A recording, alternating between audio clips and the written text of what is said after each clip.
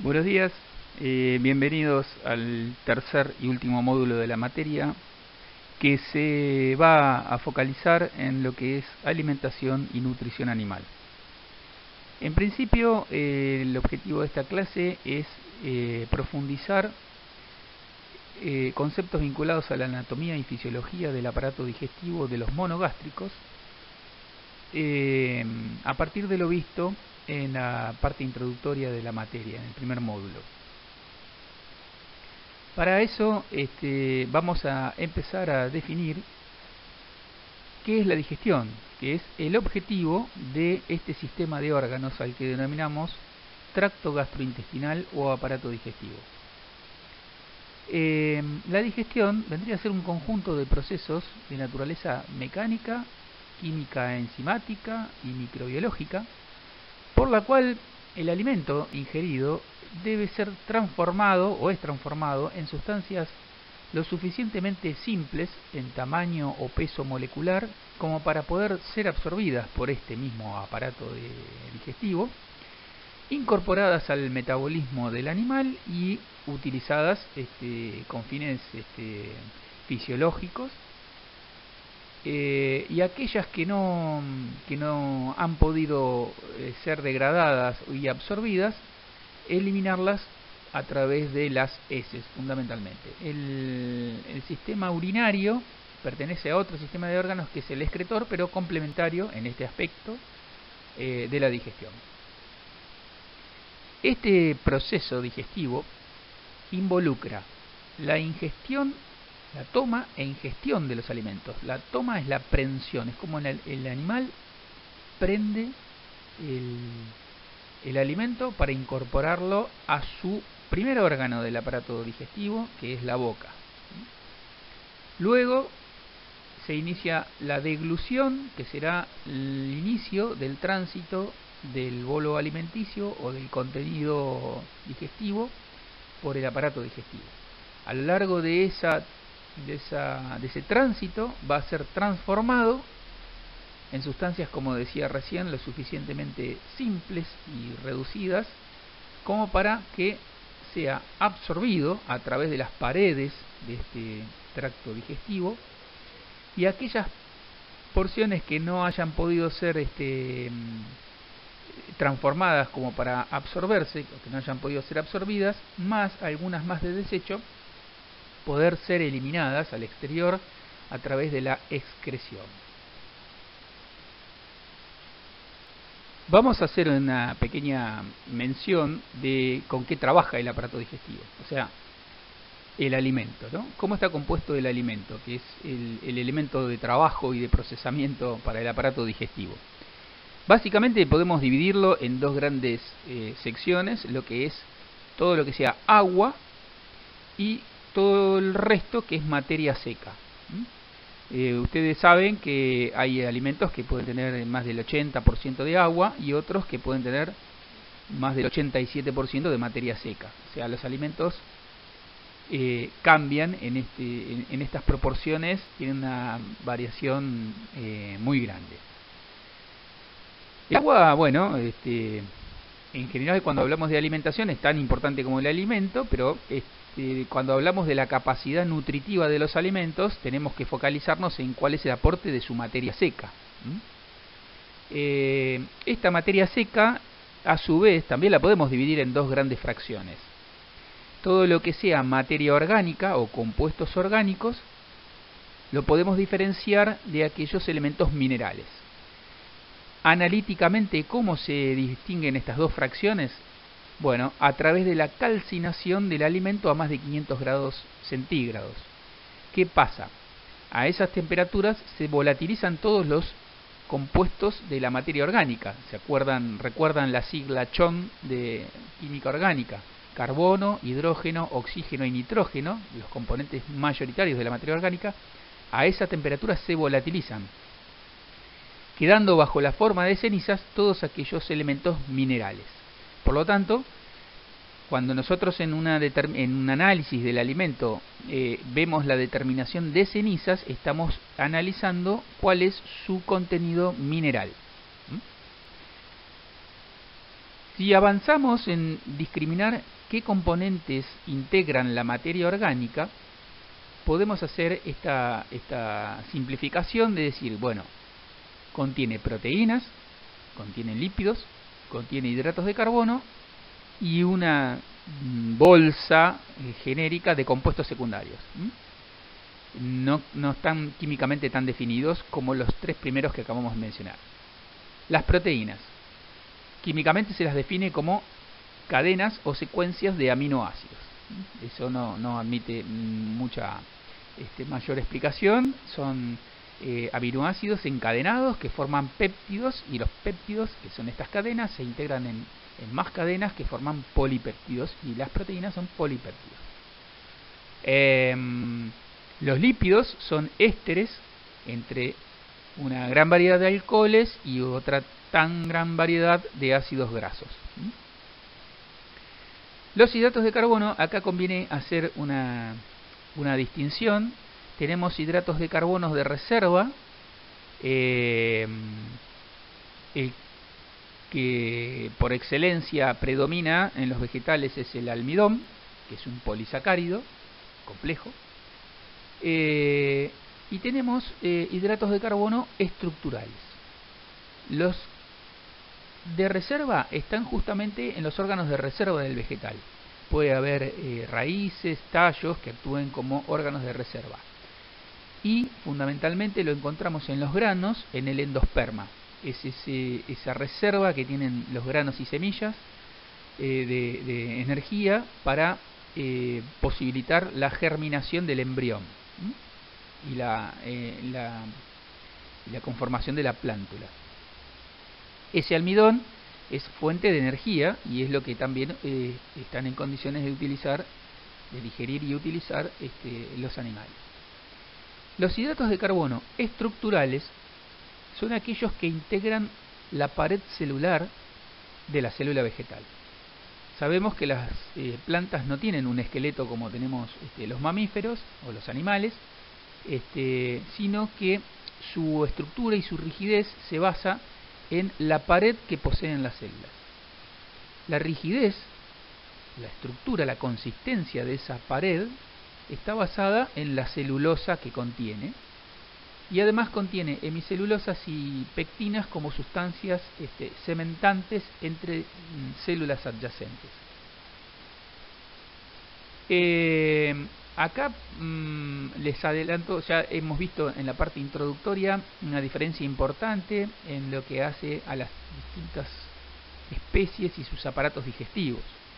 Sabemos, lo hemos adelantado, que el almidón es un elemento altamente digestible y aprovechable por los distintos aparatos digestivos, mientras que la celulosa y hemicelulosa no, es de una menor digestibilidad. De hecho, los mamíferos no poseen enzimas propias, no producen enzimas capaces de hacer la transformación de esta celulosa en hidratos de carbono más simples que puedan ser absorbidos. Entonces resulta indigestible a los monogástricos. Ya vamos a ver en la próxima clase que la simbiosis entre los rumiantes y una microbiota ruminal les permite hacer una transformación de esta celulosa en sustancias más simples capaces de ser absorbidas y utilizadas como fuente de energía.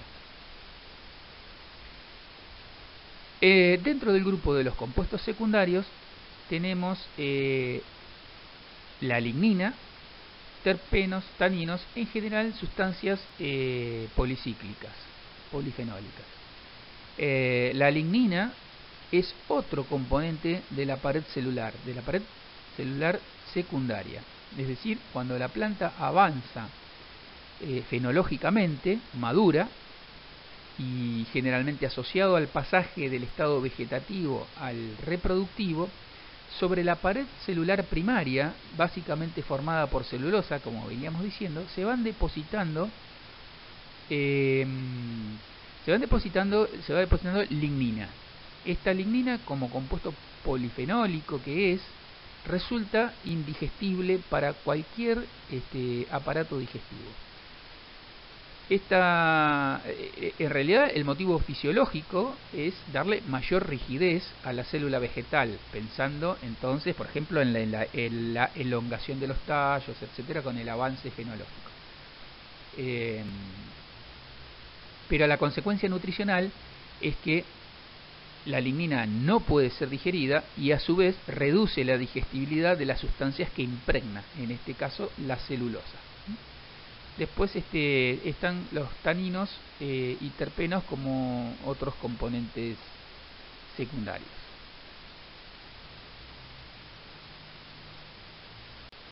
Bueno, esta filmina la hemos visto al inicio de la materia y esquematiza los grandes esquemas de aparatos digestivos, ¿no?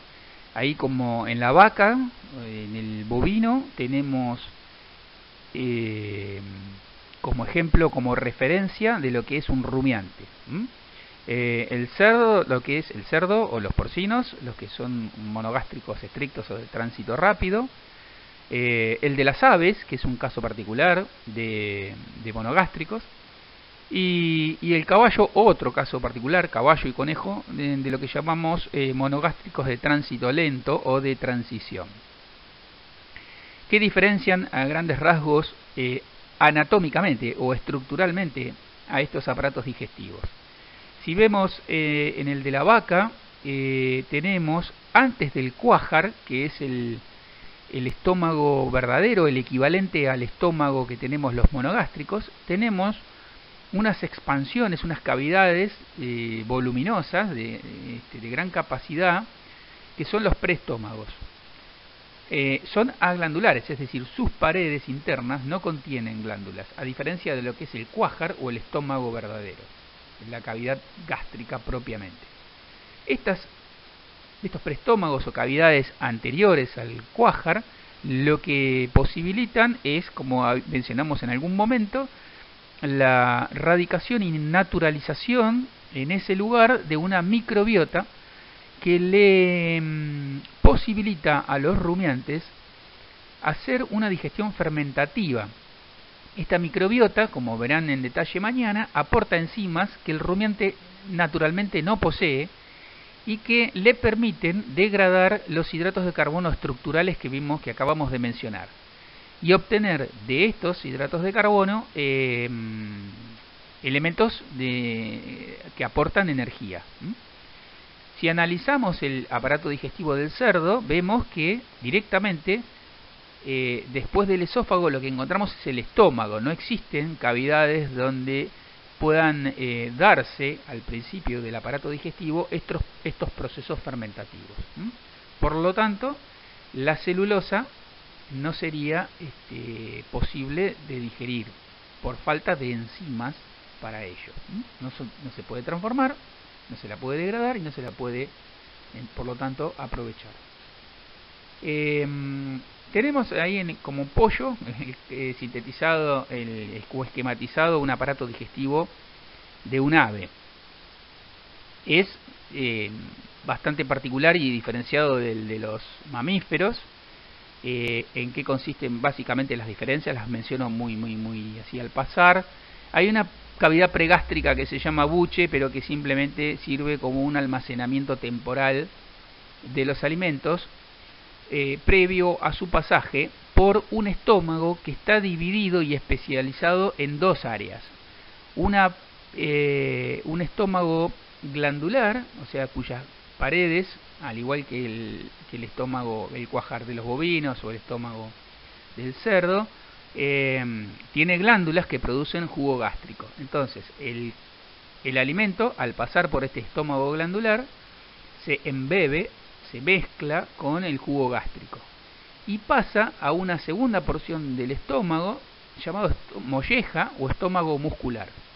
En ese estómago muscular se realiza sobre el alimento en forma simultánea una transformación química a partir de las enzimas que aportó el jugo gástrico y una transformación mecánica. ¿Por qué? Porque Ese estómago es muscular, o sea que tiene músculos muy poderosos, y a su vez, según el hábito alimenticio del ave, si es un ave granívora, o sea aquellas que comen y consumen, se alimentan de granos, este estómago muscular, la parte interna, está revestida de unas placas coriáceas duras,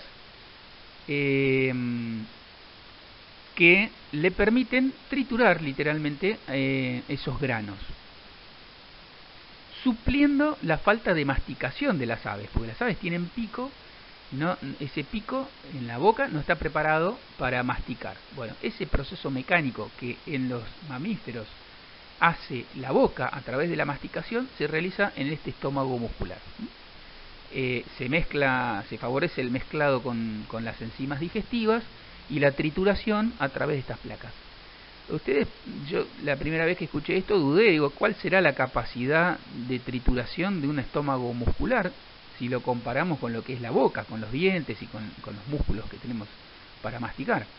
Sin embargo, a modo de ejemplo, se dice que un ganso puede romper una nuez en su molleja o en su estómago muscular. Es una idea para tener una idea de la magnitud de la acción mecánica, de la fuerza que puede ejercer este órgano.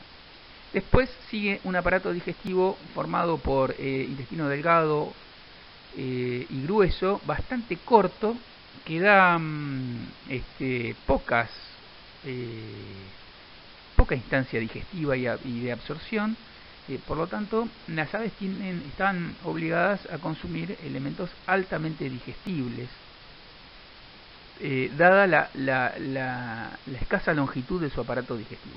Y en el final del aparato digestivo de las aves está la peculiaridad de que termina en una cloaca, que es una desembocadura común, o mejor dicho, en la cloaca desemboca el aparato digestivo y el aparato excretor, dando como resultado que a través de la cloaca las aves defecan y orinan, a diferencia de los mamíferos, que tenemos ambos aparatos bien diferenciados. Finalmente está puesto esquematizado el aparato digestivo de un caballo como representante de los, como les decía hoy, de los monogástricos de tránsito lento o de transición, entre los cuales está el conejo también.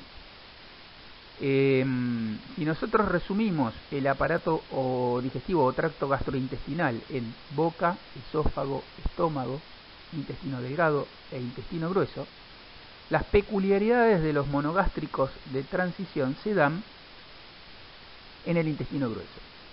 En el intestino grueso de los caballos y conejos hay una bifurcación en la parte inicial del intestino grueso, que en realidad está ciega en la punta, o sea que no conduce a ninguna parte, es como una calle sin salida. A eso se lo llama ciego. En ese lugar hay radicada una microbiota que permite llevar adelante procesos fermentativos parecidos a los que ocurre en el rumen de los rumiantes, pudiendo transformarse y degradarse parte de la celulosa y absorber a través de sus paredes elementos, como se absorben a través de las paredes del rumen, elementos que sirven de fuente de energética al animal. Esto le da la posibilidad a los conejos y a los caballos que, siendo monogástricos, sean herbívoros. Pueden hacer un uso bastante bueno de los vegetales y de la energía contenida en la pared celular de los vegetales, porque aquí sí puede degradarse parte de la celulosa, una parte mucho mayor que en el cerdo, que no tiene este órgano, no lo tiene por lo menos tan desarrollado. Bueno, este es el resumen de los aparatos digestivos.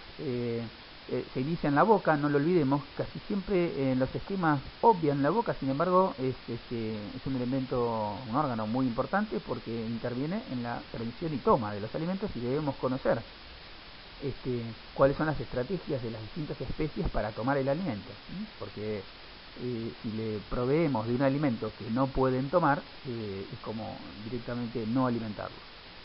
Entonces, está la boca, se continúa en el esófago, que comunica la boca con el estómago. El estómago, el intestino delgado, el intestino grueso. En el intestino grueso diferenciamos lo que es la porción del ciego, la porción del colon, el recto y el ano. El ano vendría a ser un esfínter, ya lo vamos a definir un poquito mejor ahora cuando entremos en la descripción del estómago, pero esfínter es una especie de válvula muscular que estrangula el tracto gastrointestinal, o sea, permite su cierre o apertura.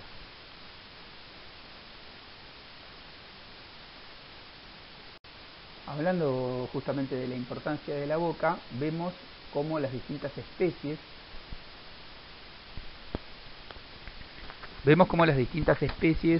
han ido evolucionando y desarrollando distintas estrategias de prensión del alimento. A través de los labios, los dientes y la lengua es que los animales consiguen incorporar el alimento a la cavidad oral, a la boca. Pero en qué proporción y qué rol tienen estos componentes de la boca, que son los labios, los dientes y la lengua, eso es variable de una especie a la otra. Si comparamos, entonces vemos que el cerdo, con sus labios móviles, con dientes incisivos superiores e inferiores, y una lengua poderosa, puede incorporar una gran variedad de formas de presentación del alimento. Se le puede presentar el alimento particulado grande, como son pellets, ¿sí? Se lo puede presentar molido finamente como harinas en papillas, y eso no es impedimento para que el cerdo los ingiera, los incorpore a la boca. Los caballos también tienen incisivos superiores e inferiores, como monogástricos que son. Los monogástricos, todos tenemos incisivos superiores e inferiores. Esta doble presencia de incisivos le permite cortar el pasto a modo de tijera. La lengua no tiene una participación muy importante, y eso le permite consumir forrajes de muy baja altura, o sea, pasto corto. Y después tenemos los rumiantes. Los rumiantes tienen la característica de no poseer incisivos superiores, o sea, arriba no tienen las paletas o los dientes incisivos, sino que tienen un rodete dentario, se llama, una encía particularmente fuerte, ¿no? Pero sin dientes. Y después, entre los rumiantes mayores y los de pequeño porte, como son entre bovinos y ovinos o caprinos, la diferencia está en el rol de los labios y de la lengua. Mientras que los bovinos utilizan la lengua para rodear matas de pasto y arrancarla, para eso la lengua tiene unas papilas que la hacen muy áspera e impiden que el pasto no se les resbale en el momento de arrancarlo, ¿no? Sino poder agarrarlo bien. En cambio, los rumiantes menores lo que hacen es una especie de pinza entre los incisivos inferiores y el rodete dentario, ayudado por unos labios muy móviles, y con movimientos del cuello y de la cabeza arrancan ese pasto, casi haciendo como una especie de pinza de depilar, ¿no? en la toma del pasto. Eso les permite a los rumiantes menores consumir pasturas de mucho menor altura. Los bovinos, al tener que rodear una mata y arrancarla, necesitan una altura de pasto mucho mayor para poder tomarlo. En definitiva, los bovinos son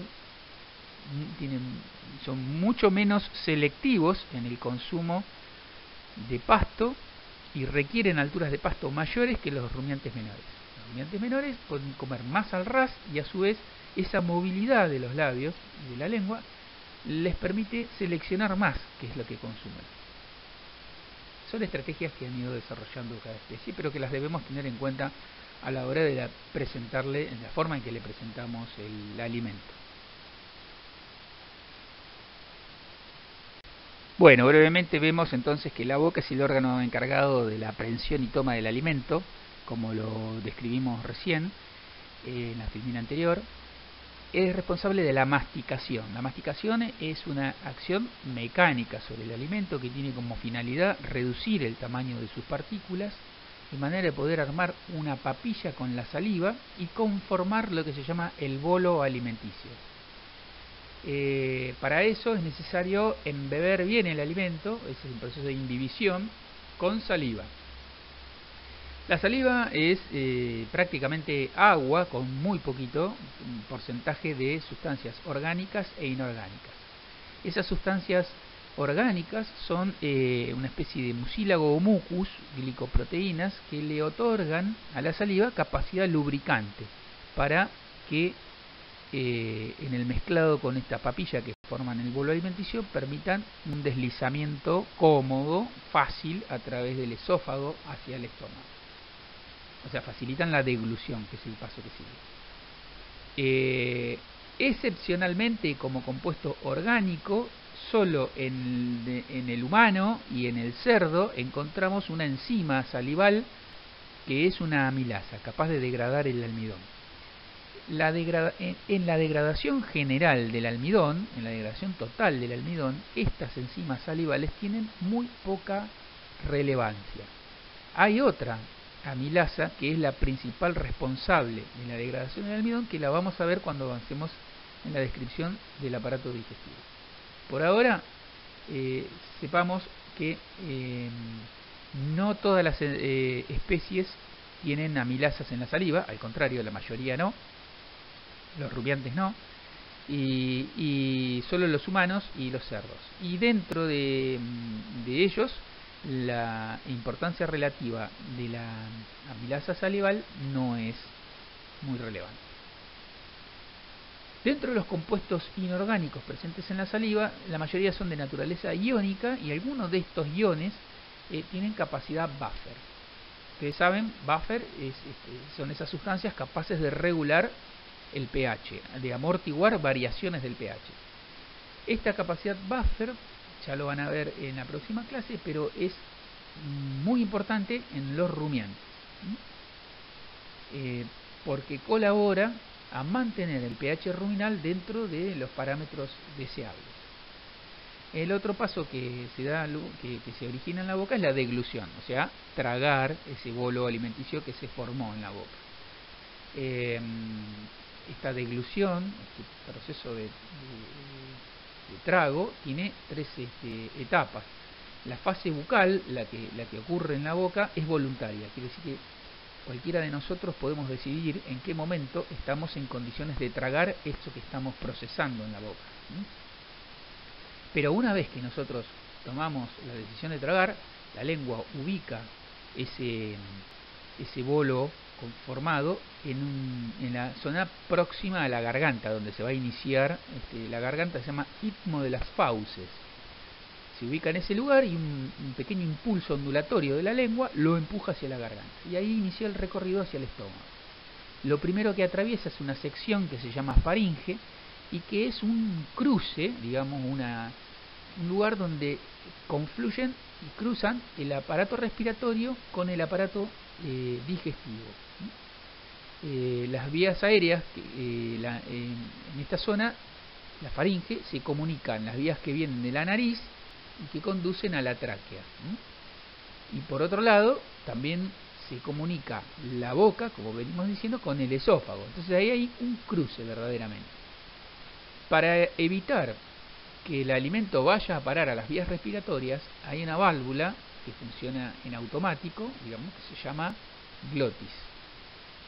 Esa glotis, en el momento en que tragamos, obtura, o sea, tapa el pasaje a la tráquea y permite y conecta directamente la boca con el esófago.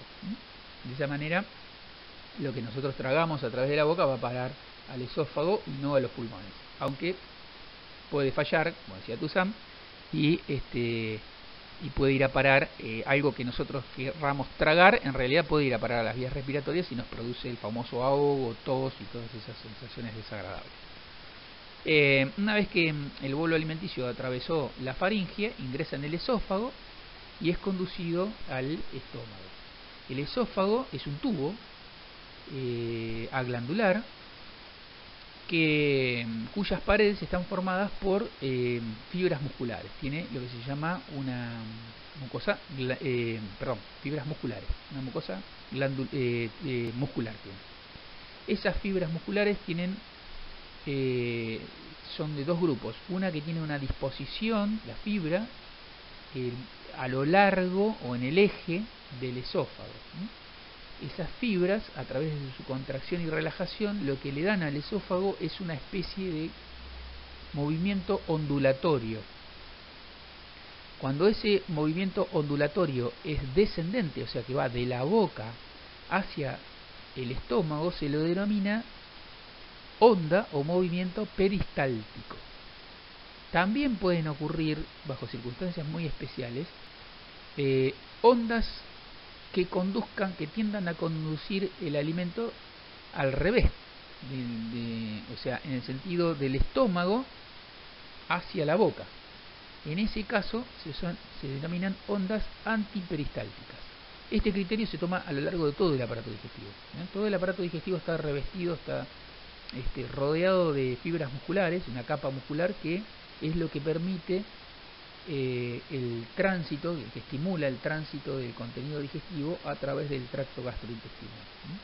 Y en todos los casos esta musculatura tiene la posibilidad de mover el alimento o el contenido de la cabeza hacia el ano, en lo que se denomina, como les decía hoy, movimientos peristálticos, o de retrocesos, digamos, del ano hacia la boca, que se denominan, por ser inversos a los movimientos peristálticos, se denominan antiperistálticos. En el esófago, además de estas fibras musculares que le dan esta capacidad ondulatoria, hay unas fibras que se disponen en forma de anillo alrededor del esófago. Estas fibras, al contraerse, lo que hacen es ceñir, o sea, apretar el esófago, tendiendo a cerrarlo, ¿no?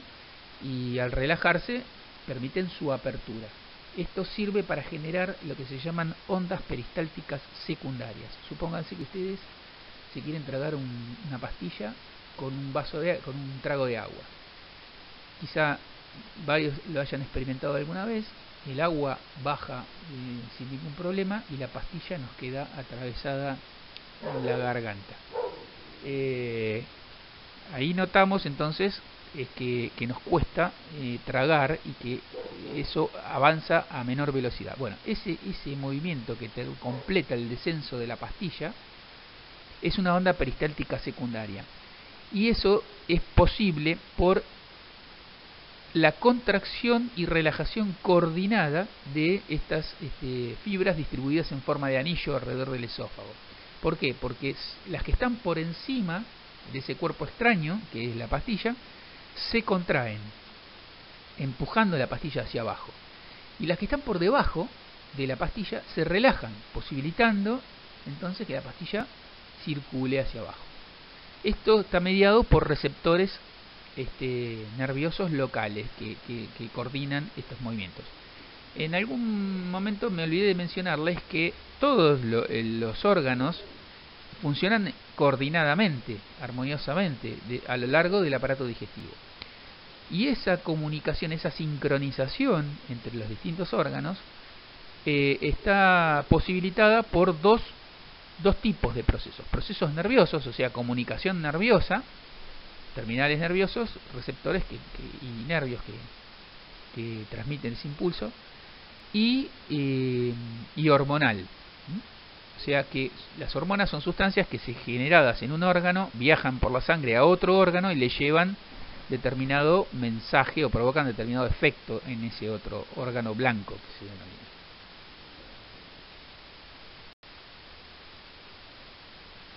Bueno, ya sea si todo anduvo bien por una onda peristáltica primaria o si se complicó a través de una onda peristáltica secundaria, finalmente ese bolo alimenticio que la boca empujó hacia el esófago, transitó por ese esófago y llega al estómago.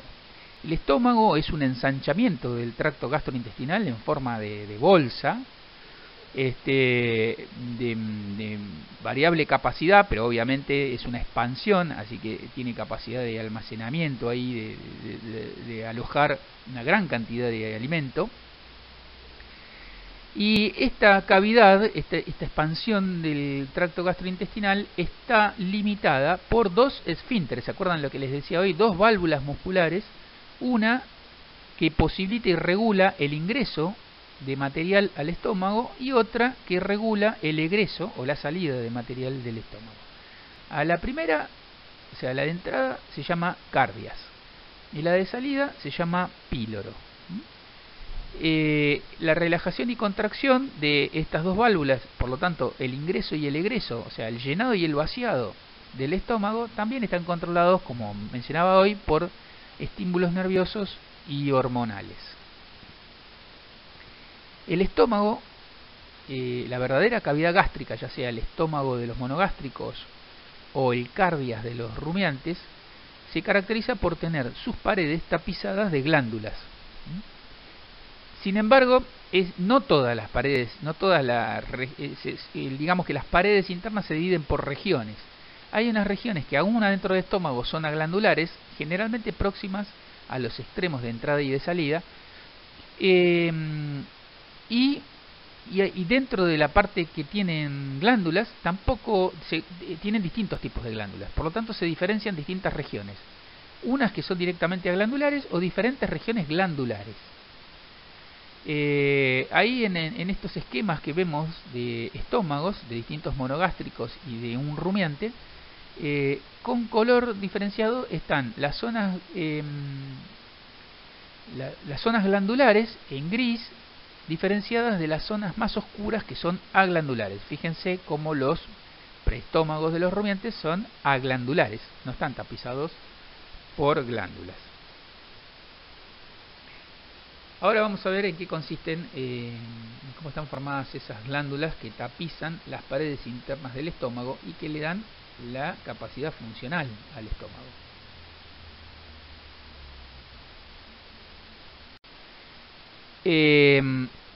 Encontramos distribuidas en la pared interna del estómago distintos tipos de glándulas. Las glándulas cardiales y pilóricas reciben su nombre porque son las que están más cerca del cardias, o sea, de la parte de entrada del estómago, de las pilóricas que están en la salida. Sin embargo, estas dos glándulas, las cardiales y las pilóricas, tienen en común que están formadas por un único tipo de células que solo producen suero con cierta proporción de mucus.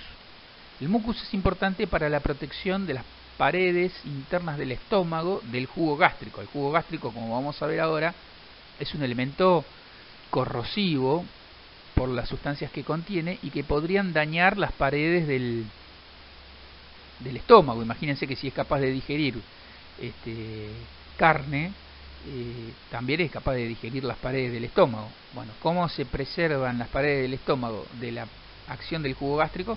A través de ese mucus que las tapiza y las barniza, digamos, por decirlo de alguna forma. Entonces, las glándulas cardiales y las pilóricas producen suero y mucus. Las glándulas fúngicas están compuestas por tres tipos de células: las células principales, las parietales y las anexas. Las células principales son las que producen una sustancia denominada pepsinógeno. El pepsinógeno es un precursor de la principal enzima gástrica, que es la pepsina. Se llama pepsinógeno porque es el que genera la pepsina. El pepsinógeno en sí mismo no tiene capacidad enzimática, no tiene acción enzimática. Tiene que modificarse la molécula para que se libere el sitio activo de la enzima. Esa función de liberación del sitio activo y la activación, como se llama, de la enzima, la produce el ácido clorhídrico que se genera en las células parietales. Estas dos células principales y las parietales están en la parte interna de la glándula. Si ustedes amplían un poquito la filmina, van a ver entonces en amarillo o en celeste diferenciados estos dos tipos de células, las principales y las parietales.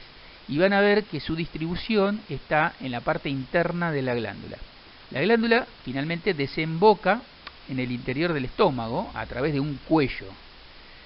Cerca de ese cuello se encuentran las células anexas o accesorias, que tienen como función la producción y secreción hacia el interior del estómago de un mucus concentrado, denso, que es el que tiene la principal acción protectora de las paredes del estómago respecto de su jugo gástrico.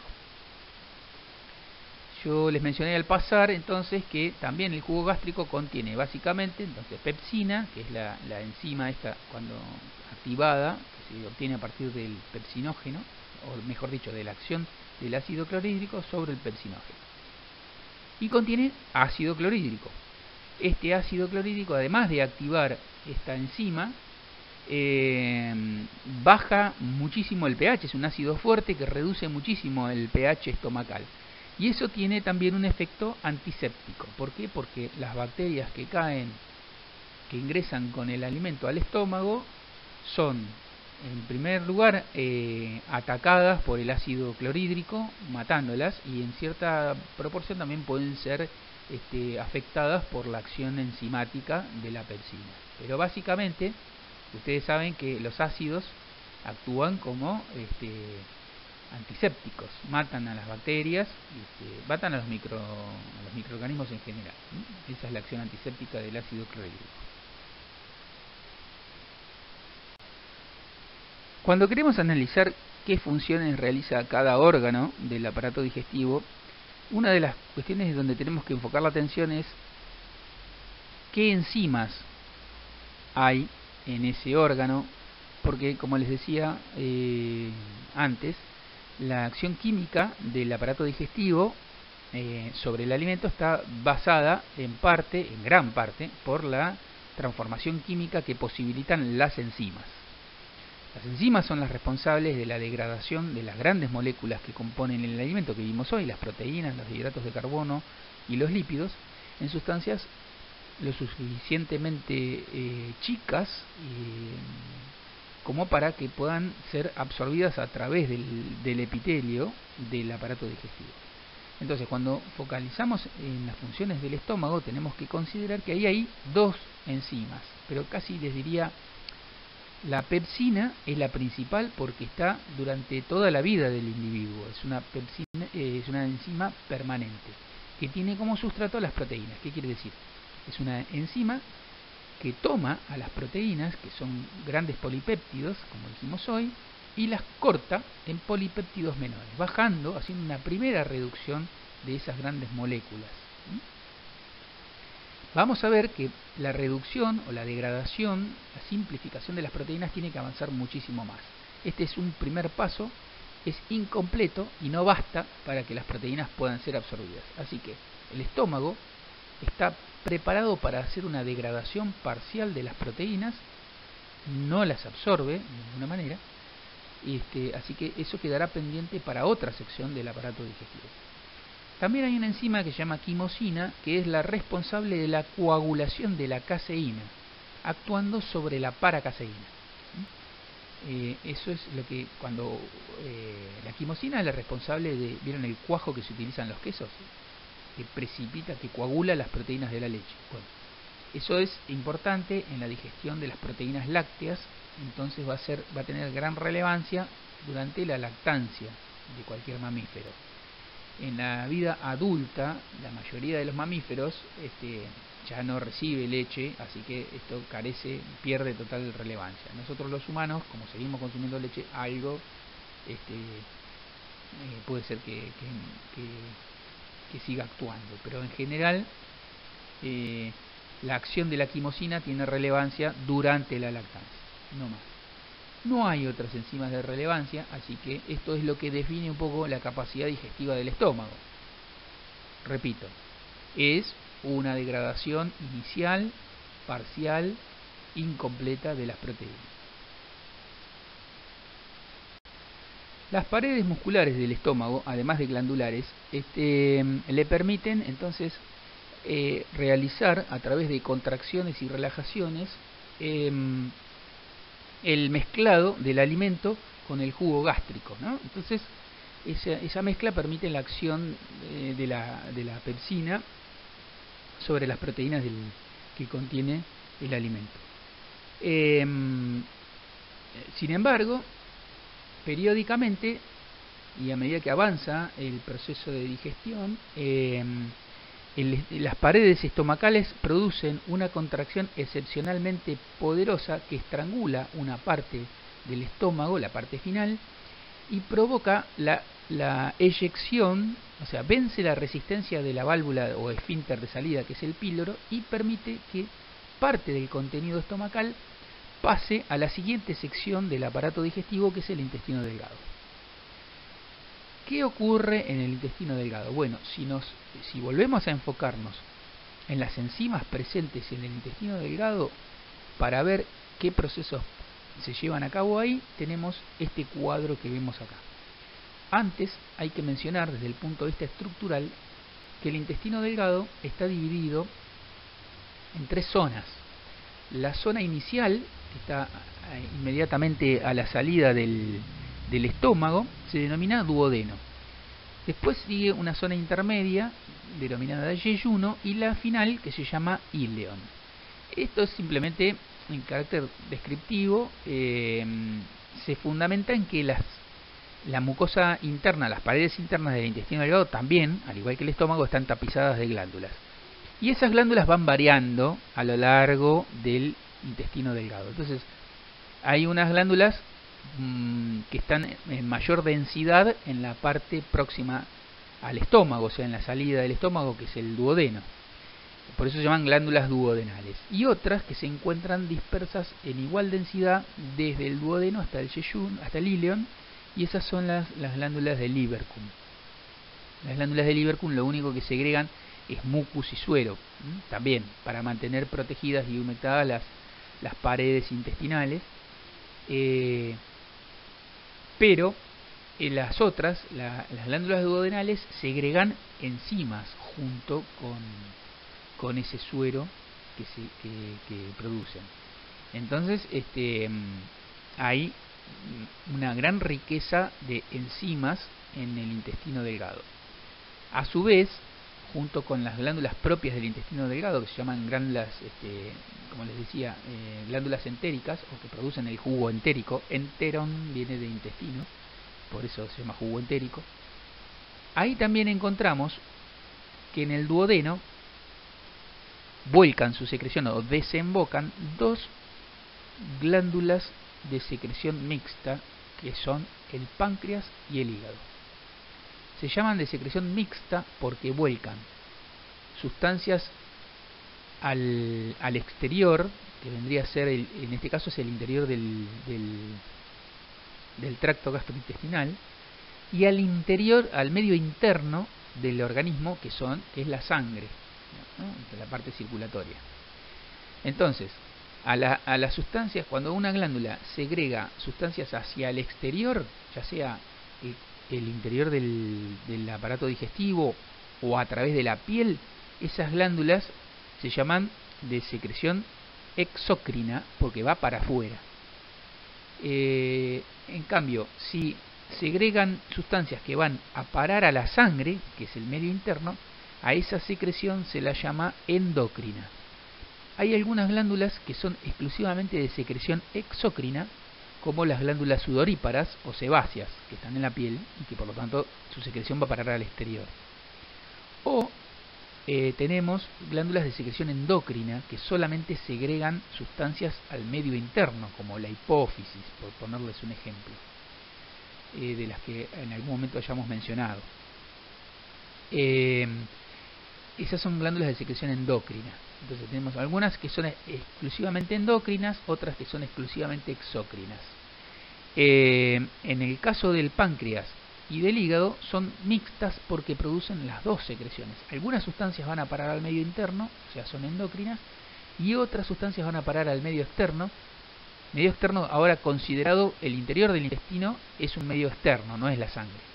Bueno, ahí también vuelcan sustancias, por eso es de doble, es de secreción, son de secreción mixta.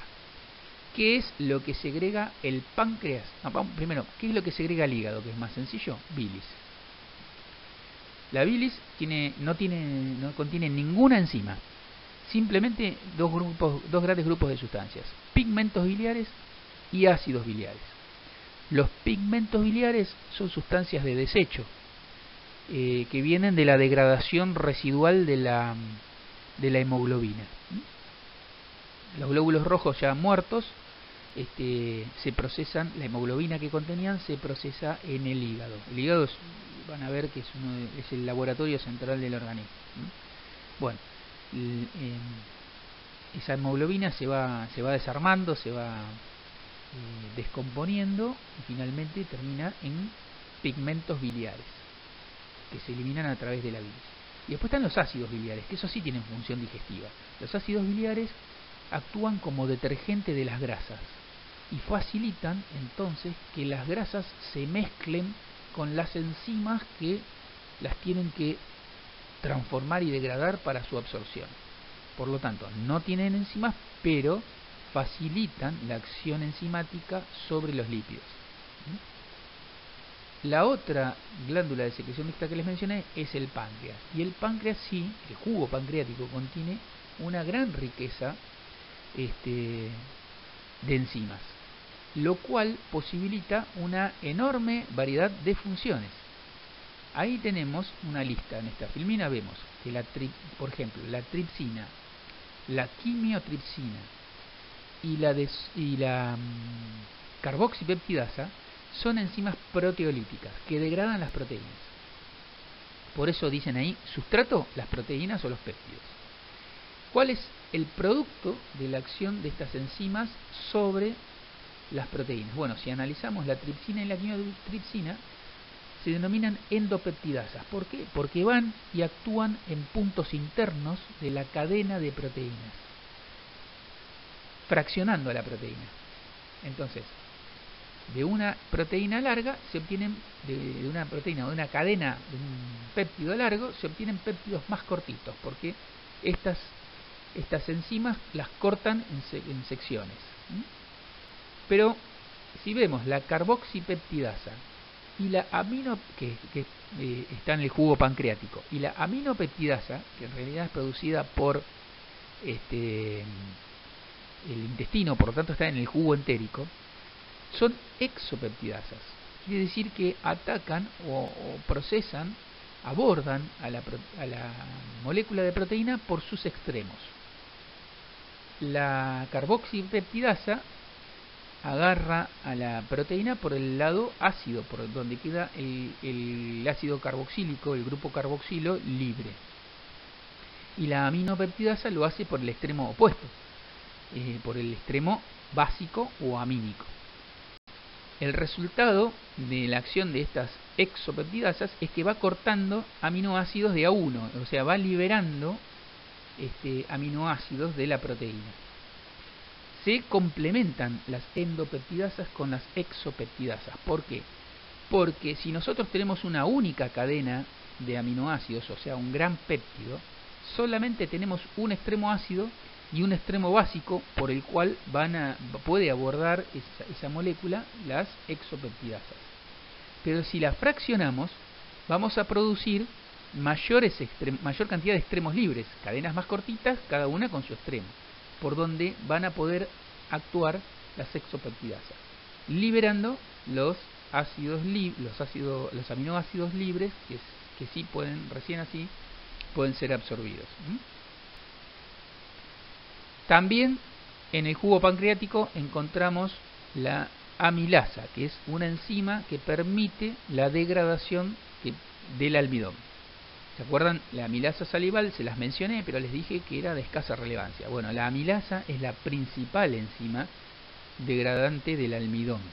Es la principal responsable de la degradación del almidón, que produce oligosacáridos, o sea, parte al almidón, que es un polisacárido, en estructuras más cortas. El almidón son cadenas de glucosas, en definitiva. Si libera pedacitos de 2 glucosas, a eso se lo llama maltosa. Si son 3 glucosas, se lo denomina maltotriosa. Y si son más glucosas, se lo denomina dextrinas. Lo que hace la amilasa es romper la cadena de almidón en cadenas más cortas, de 2, 3 o más glucosas. Por eso el producto son maltosa, maltotriosa o dextrina. Hay que aclarar que estos oligosacáridos como la maltosa, la maltotriosa y las dextrinas son todavía demasiado grandes para poder ser absorbidos por el intestino delgado. Entonces hay que completar la degradación de estos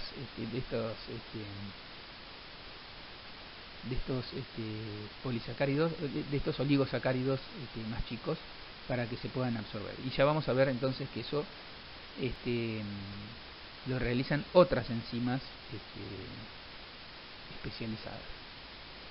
La lipasa es de origen pancreático y es la que posibilita la degradación y absorción de los lípidos, rompiendo el enlace éster entre el alcohol y los ácidos grasos. De esa manera se pueden absorber los ácidos grasos por un lado y el alcohol por el otro. Ahora lo vamos a ver un poco más en detalle.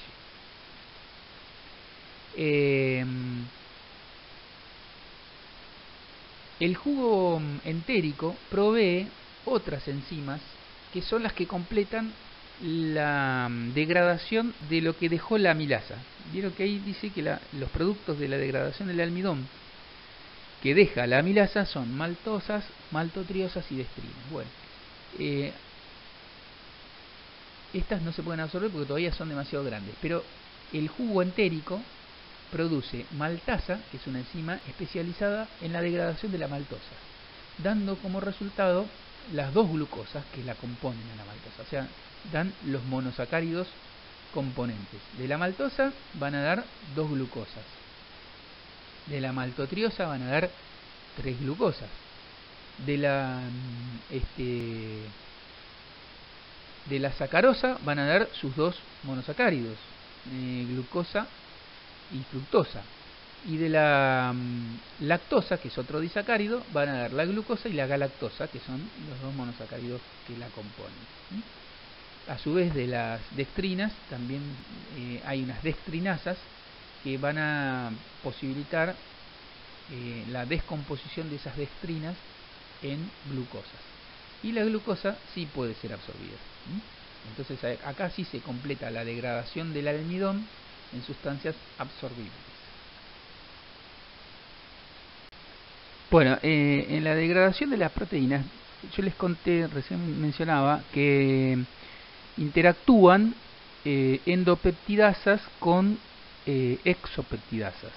Dentro de las endopeptidasas les mencioné la tripsina, la quimiotripsina. Y dentro de las exopeptidasas les mencioné la carboxipeptidasa y la aminopeptidasa. Sin embargo, estas enzimas que se producen, que tienen dos, según cuáles sean, 2 orígenes, están en el duodeno, ¿no? Pero unas son de origen pancreático y otras son de origen entérico, como se los mencioné, está en el cuadro anterior. Estas enzimas no se producen directamente, sino que se producen sus precursores, como vimos con el caso del pepsinógeno y la pepsina. Los precursores son una forma inactiva de la enzima que requiere justamente de activación para que empiece a trabajar, a hacer la degradación que se espera de ella. El precursor de la tripsina es el tripsinógeno. Eso es lo que produce el páncreas en realidad, tripsinógeno. Cuando el páncreas segrega ese tripsinógeno al intestino, en el duodeno, toma contacto con otra enzima que produce el intestino, que se llama enteroquinasa. Esa enzima actúa sobre la molécula del tripsinógeno, liberando el sitio activo, posibilitando entonces que el tripsinógeno se transforme en tripsina, o sea, adquiera capacidad proteolítica. Esa tripsina, a su vez, además de empezar a actuar sobre las proteínas, como vimos hoy, va a actuar sobre 2 precursores más. La procarboxipeptidasa, que se va a activar en carboxipeptidasa. Entonces ¿se acuerdan? Es una de las exopeptidasas que agarra o que acciona sobre el extremo ácido de las proteínas.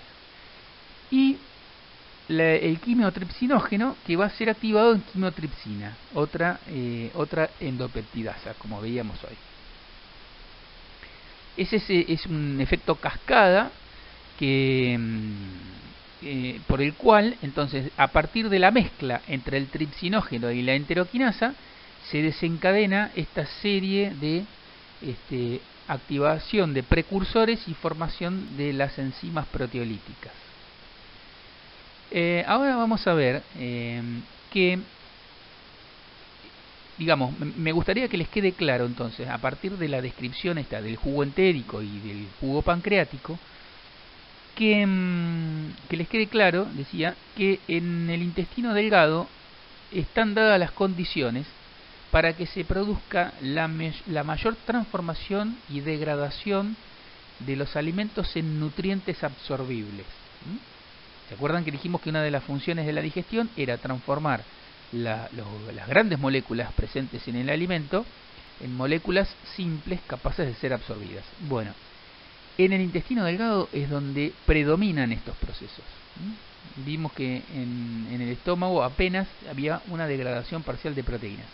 Acá se completa la degradación de las proteínas, se completa la degradación del almidón, se completa la degradación de los lípidos, y entonces ahí se generan los elementos absorbibles, los constituyentes de estas moléculas que se pueden absorber para ser aprovechadas por el metabolismo. ¿Dónde se absorben? Bueno, acá mismo, en el intestino delgado. O sea, el intestino delgado no solamente es el órgano mejor preparado para la degradación de los distintos componentes del alimento, sino que además es el órgano que está mejor preparado para absorber los productos de esa degradación. Ahora vamos a ver por qué, cómo es que se lleva adelante esa absorción y por qué decimos que es la zona mejor preparada para la absorción de nutrientes. Para que una de estas moléculas, producto de las transformaciones que venimos hablando, pueda ser absorbida, tiene que tomar contacto con el epitelio intestinal y tiene que atravesar ese epitelio intestinal para ir a parar a lo que se acuerdan que denominamos hoy medio interno, sea la circulación de la sangre o el sistema linfático. Ahora los vamos a ver un poquito en la siguiente transparencia.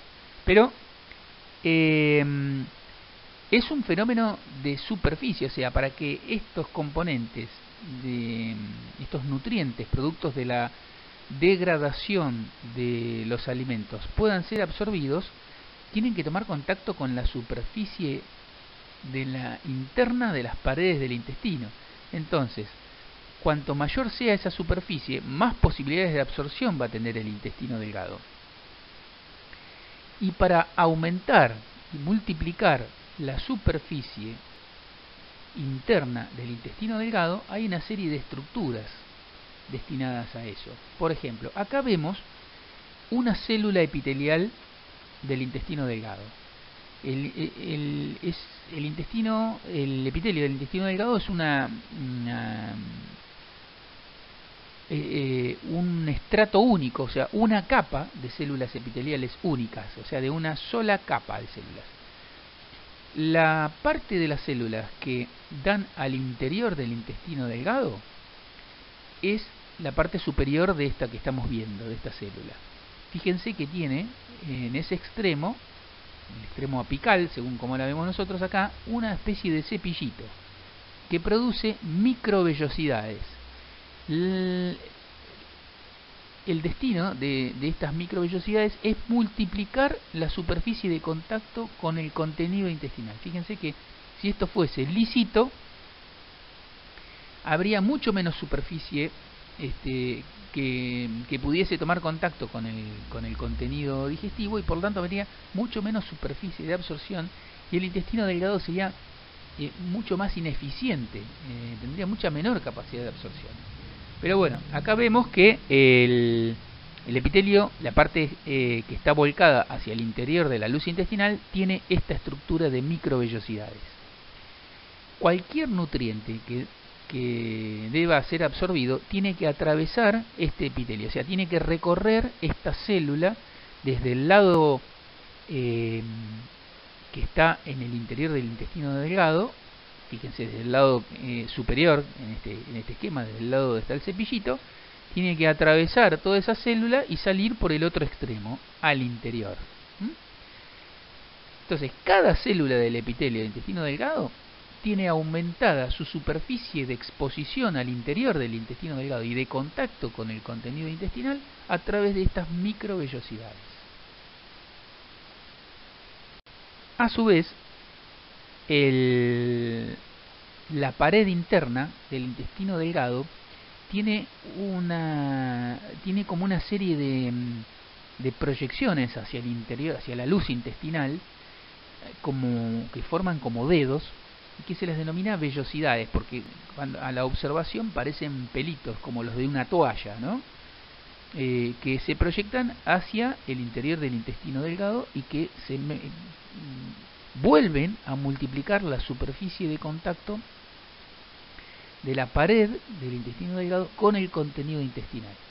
Si observan, se presenta el corte de algunas de esas vellosidades y se ve el epitelio formado por esa monocapa de células que están ahí en amarillito, cada una de las cuales es como la que vimos anterior, corresponde al esquema que vimos anterior. O sea, cada una de esas células en su lado externo, en su lado en el que exhiben a la luz intestinal, tienen ese cepillito de microvellosidades.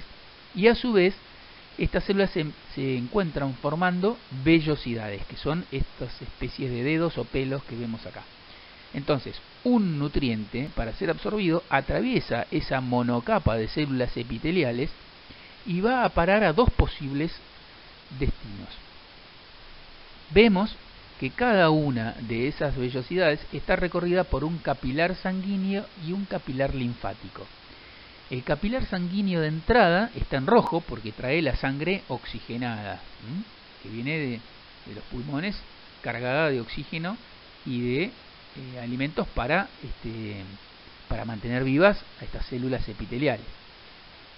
Y sale de la vellosidad un capilar venoso, por eso está en azul o celeste, que es el que retira el dióxido de carbono producto de la respiración celular, y a su vez lleva todos los nutrientes que atravesaron esa monocapa de células. Estos capilares venosos se van integrando en una gran vena que desemboca en una vena mayor, que es la porta, y que la conduce al hígado. Por lo tanto, todos estos elementos que son absorbidos en el intestino vía sangre van a parar al hígado, y el hígado los va a administrar. Como les decía, es el principal laboratorio, es el laboratorio central del cuerpo. Ese otro capilar que ustedes ven en amarillo, que también recorre la parte interna de las vellosidades, es un capilar linfático. El sistema linfático es un sistema circulatorio como paralelo al sanguíneo, que contiene otro líquido que se llama linfa. Este sistema circulatorio linfático tiene fundamentalmente funciones inmunológicas, y drena, en determinado momento todo este sistema linfático drena en el sistema circulatorio sanguíneo a través de unos filtros que son los ganglios. Entonces, hay nutrientes que en vez de ir a parar a la sangre van a parar a este sistema linfático, que son algunos ácidos grasos vamos a ver cuando veamos absorción de lípidos, los productos de absorción de los lípidos más pesados o más grandes van a parar a este sistema linfático. Entonces su absorción no es tan directa, no van derecho a la sangre, sino que primero van al sistema linfático, y como después el sistema linfático drena en el circulatorio, ahí sí van a ir a parar a la sangre y a través de la sangre al hígado y a los tejidos.